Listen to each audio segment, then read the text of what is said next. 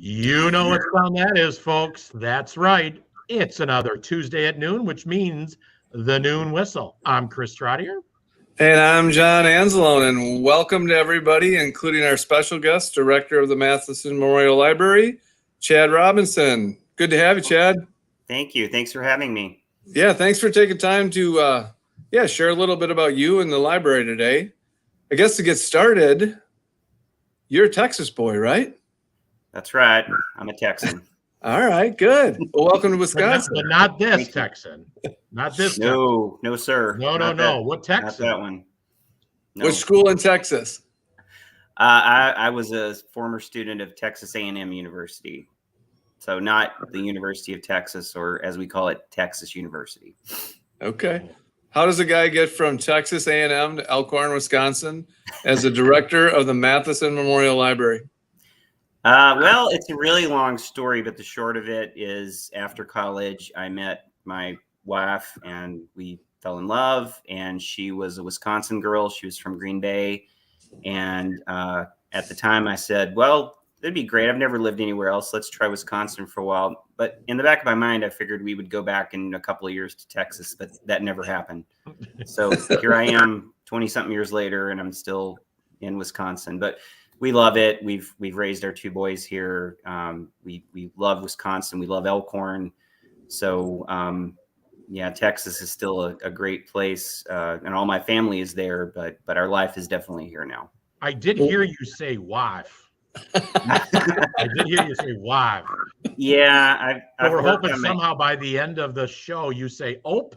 I've worked on that really hard, and I think I've gotten rid of it. But on the long eyes, I still. That's all right. Listen. Well, we're glad to have you.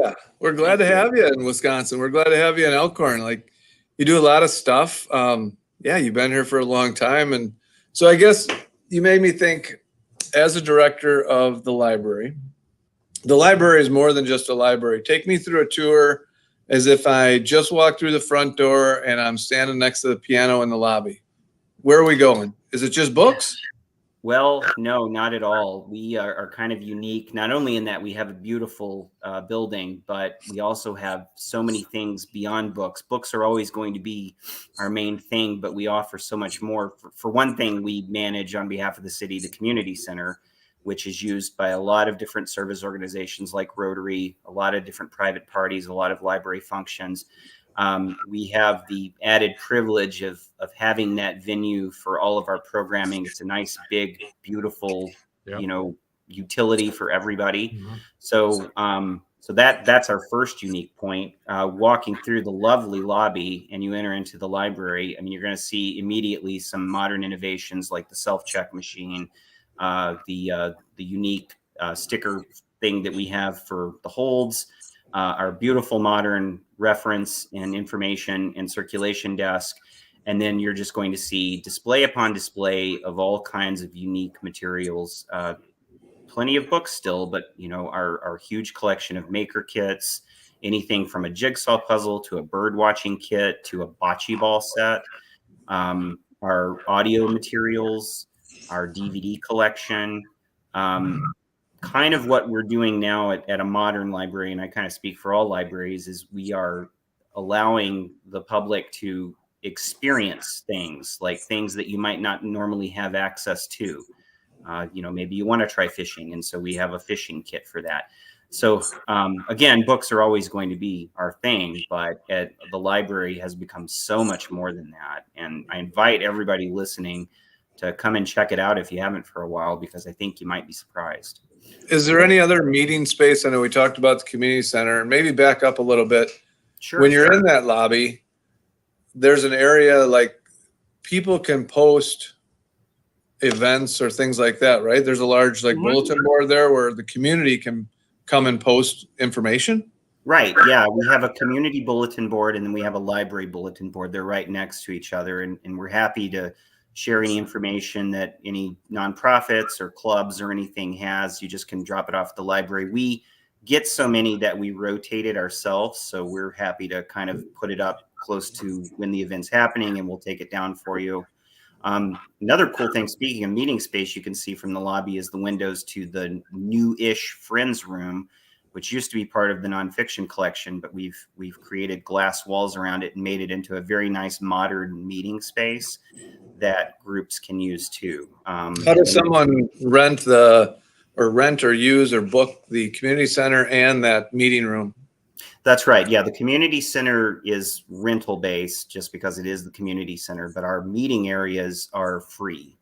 They are open to anyone who wants to have a meeting, a public meeting, or anything from a Bible study to a political action committee to a book discussion group. Anyone who checks with us can use not only the Friends Room, which is our newest, but the old Mary Bray Room too, which is a nice meeting area, which actually is just now being used by Representative Ryan Stile as a weekly office hours. Oh, so we're kind of versatile in the amount of things we can host. On top of everything else, we have 3 study rooms that people can come in and check out just like a book and use that for a quick gathering or maybe an interview or just a quiet place to study that's a little separated off from the rest of the library.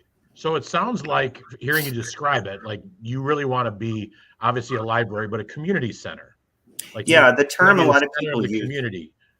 Absolutely. The term a lot of us use is third space. Like you have your home, you have your work. We like to be that third space. It can be a community gathering area for anything you want it to be. Like to come together, to get together and discuss a book or discuss whatever, and we're happy to facilitate that. And we're fortunate that we have such a lovely building to do all this in. Yeah. So it's the place to be. At least we feel that way.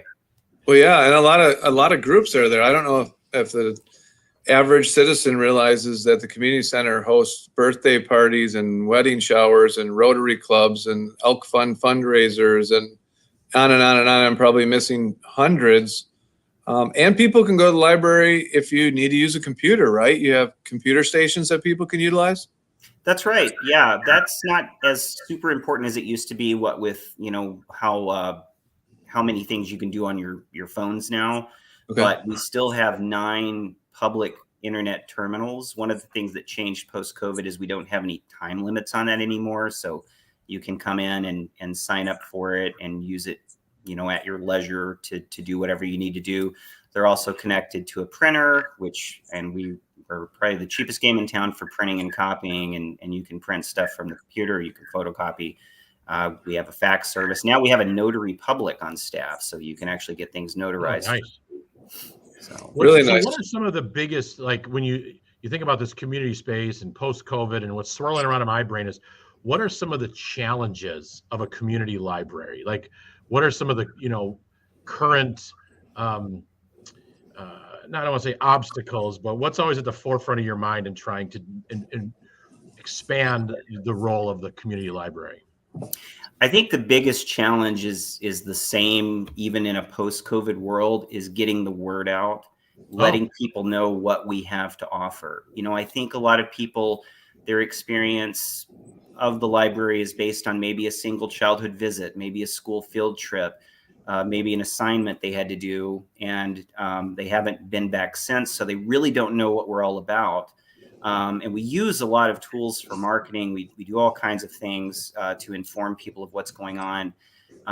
But I think that's our biggest challenge. And I've often said, and we've often said, like, if everybody in town kind of knew what we had to offer, we would be too busy even, but we want to be too busy. So that's you're going to be really busy now after being on the Noon Whistle. I know it's the hottest show in town. So thank you. And we have another fellow Rotarian, Mr. John Henderson, with a comment that our library is amazing. It's true. It is. All the people that are through there. I mean, I think of Christmas time, the high school choir comes and does a little noon short concert. You see people sitting in the chairs just inside the door of the library, kind of a comfortable area and things like that. But you have a website that's really interactive and offers some amazing free stuff for people, or some research capabilities can you explain some of those? Yeah, absolutely. And we're actually embarking on a website redesign to make that a little more modern. So stay tuned. But the library website lets you do all of the things you'd expect to be able to do, like check your holds, look at what materials we have. But on top of that, we have a number of different databases that are available to people. Probably the two most popular ones are Libby and Hoopla, which are both sort of streaming / online book services. This is where you can check out from a whole separate list of books, an ebook that you can download to your phone or your reader, or an audiobook, and even a few movies. Libby is the traditional one that a lot of people have used, but it works like a real library. So there's a finite amount of copies of a book. When they're gone, you got to put them on hold and wait. The nice thing about Hoopla is first off, it's a completely different selection of titles, but it's on demand, which I think kind of fits our modern way of thinking a little bit better. So you can go on there and grab up to 5 materials per month, and you have them instantly. So that works pretty good. But that's not it. We've got a really nice business in person database called Reference Solutions. We've got in the library access to Ancestry.com if you're doing genealogy, and a number of other tools. We have all of these on the section of the page called Digital Resources. My personal favorite is something that we kind of started doing pre-COVID, and that was to do an oral history project where we were interviewing various longtime residents of Elkhorn about their experiences living here. And that's there. And now we have funded the digitization of the Elkhorn Independent.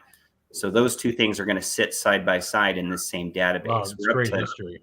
Yeah, we're up to 1920, but eventually it's going to go all the way up to 2005. So Chad, tell us, I mean, obviously John Henderson's watching, and John Anzalone and I, all of us are fellow Rotarians. So we heard this, but why don't you share with the viewers a little bit about the library strategic plan, the new vision for the future, basically. Give us a little, in a couple minutes, give us that overview.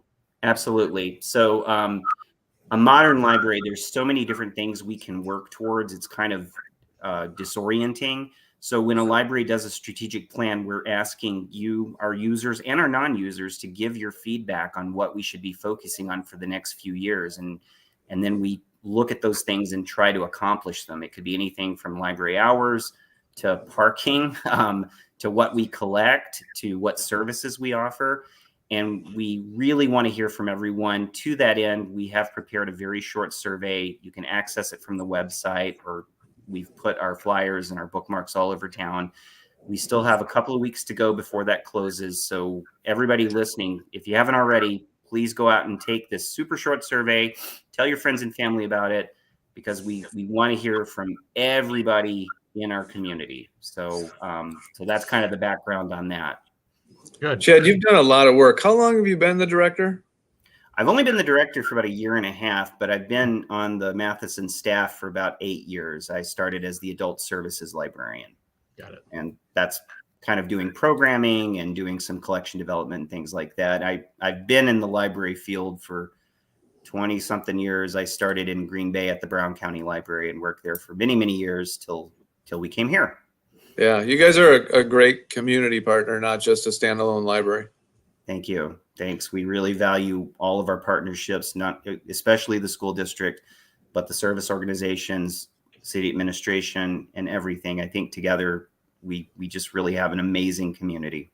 You guys work hard to be engaged, though. Like, I know you always have a project when we have our Great Give Back, or what's formerly known as Day of Action. The kids love coming there and doing stuff and stuff they can see, helping make the library better. And like I said, all the organizations that you host and field trips you host and all those things. And your children's section is amazing. Like, you have a room where they can do activities, correct? That's right. We have the storybook room. And one of our best parts of the school partnership is working with Esther Weitzel, who does a lot of our story times. And but yeah, we have a dedicated children's area for programming, an outside garden that's coming up. Now it's sort of getting warmer. Yeah. We also have a dedicated teen space. So nice. We try to accommodate everyone who comes in the door. It's your library, and we want it, and this goes back to the strategic plan, but we want it to be, what serves you. So Sure. we definitely want everyone who walks in the door to feel welcome. I think you're doing it. Yep, you're doing it. So, Thank make you. sure that everybody who's listening, pass along, get down to your the Matheson Library, see Chad, and make sure you complete that survey so everybody can get feedback on, and Chad can get feedback, and the board can on how they can make it even a bigger community center. So believe it or not, 15 minutes goes fast, Chad. But as we talked about in our pre-show, why don't you? This is the time for a shout out, an acknowledgement, or thank you. You got 30 seconds. Pick somebody. Well, I definitely like to thank our staff. We have a wonderful library staff who works above and beyond and is very dedicated. We're fortunate to have every single member of our staff. We've got an amazing library board that is wonderful about planning the course of the library, especially in regards to the strategic plan. And I like to thank everybody who's watching. We love to serve you as your library, and we want to see you there. So come and visit us, please. John, who do you got? I got Kyle at J. Roberts Menswear a couple weeks ago.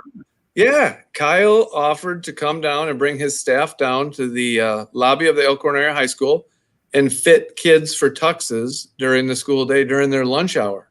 So they didn't have to run back and forth and miss a practice or a musical rehearsal or anything like that.